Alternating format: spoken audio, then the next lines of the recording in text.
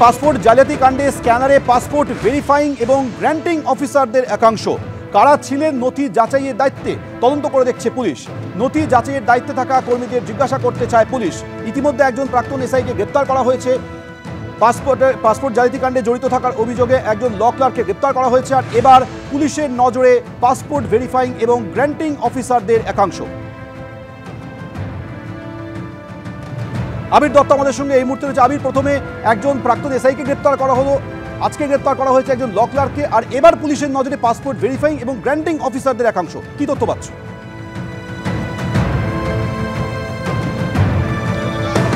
জানা যাচ্ছে যে কোনো পাসপোর্ট তৈরি করার ক্ষেত্রে যিনি পাসপোর্ট তৈরি করছেন তাকে যে নথি জমা দিতে হচ্ছে, সেই নথি আপলোড করার পরেও একটা ভেরিফাই হয় এবং পাসপোর্ট সেবা কেন্দ্রে সেই যে ভেরিফাই হয় সেই বিষয় নিয়ে কারা ভেরিফাই করেছে সেই বিষয় নিয়ে তথ্য জানতে চাওয়া হলেও এখনো পর্যন্ত সেই তথ্যের উত্তর পায়নি লালবাজার, এমনটাই জানা যাচ্ছে।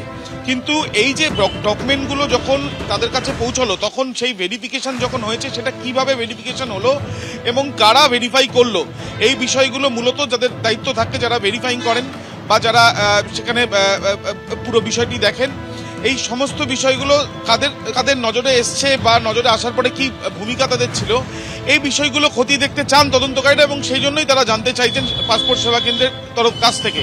যদিও মিনিস্ট্রি অফ এক্সটার্নাল অ্যাফেয়ার্সের তরফ থেকে গ্রিন সিগন্যাল আসলে বা তাদের অনুমতি এলেই তখনই তারা দিতে পারবেন বলে তারা জানিয়েছেন এখনো পর্যন্ত।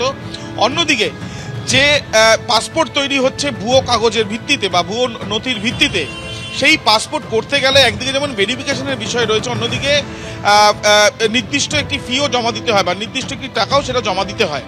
সেই ক্ষেত্রে যে অ্যাকাউন্ট থেকে টাকাগুলো এসছে সেই অ্যাকাউন্টগুলো কোন অ্যাকাউন্ট সেগুলো আইডেন্টিফিকেশন বা শনাক্ত করার একটা প্রক্রিয়া চলছে এবং সেই অ্যাকাউন্টগুলোর হোল্ডার কারা সেটাও দেখার চেষ্টা চলছে, এমনটাই জানা যাচ্ছে। সব মিলিয়ে সার্বিকভাবে পুঙ্খানুপুঙ্খ তথ্য সন্ধান করে এই পাসপোর্ট জালিয়াতির নেপথ্যে কারা কারা রয়েছে সেটা জানার চেষ্টার জন্যই এই ধরনের সমস্ত খোঁজ ইতিমধ্যে পুলিশের তরফ থেকে করা হচ্ছে। আবির, তুমি আমাদের সঙ্গে থাকো। অর্থাৎ এই পাসপোর্ট অনুমোদনের ক্ষেত্রে গোটা প্রক্রিয়ায় যেহেতু পাসপোর্ট ভেরিফাইং অফিসার এবং গ্র্যান্টিং অফিসাররাও যুক্ত থাকেন, তাই তাদের একাংশের দিকে বা পুলিশের নজর রয়েছে। পুলিশ গোটা বিষয়টি তদন্ত করে দেখছে। ইতিমধ্যে আপনারা জানিয়েছে কিছুক্ষণ আগেই যে পাসপোর্ট জালিয়াতিতে সর্ষের মধ্যেই ভূত কয়েকদিন আগে গ্রেপ্তার করা হয়েছে আব্দুল হাই নামে একজন প্রাক্তন এসআইকে, আর এবার গ্রেপ্তার করা হলো ল ক্লার্ক সমীর দাসকে। রীতিমতো রেড চার্ট তৈরি করে এই ভুয়ো নথি তিনি তৈরি করে দিতেন বলে জানা যাচ্ছে। আধার কার্ড পেতে গেলে দিতে হতো 15,000 টাকা, ভুয়ো প্যান কার্ডের জন্য দিতে হতো 3,000 টাকা, জাল বার্থ সার্টিফিকেটের জন্য রেট ছিল 12,000 টাকা। আবারও কথা বলবো, সমীরণ পাল আমাদের সঙ্গে রয়েছে। সমীরণ, তার মানে সমীর দাস একা তো এই কাজ করবে এমনটা তো নয়, তার মানে এটা বড় চক্রের অংশ তিনি।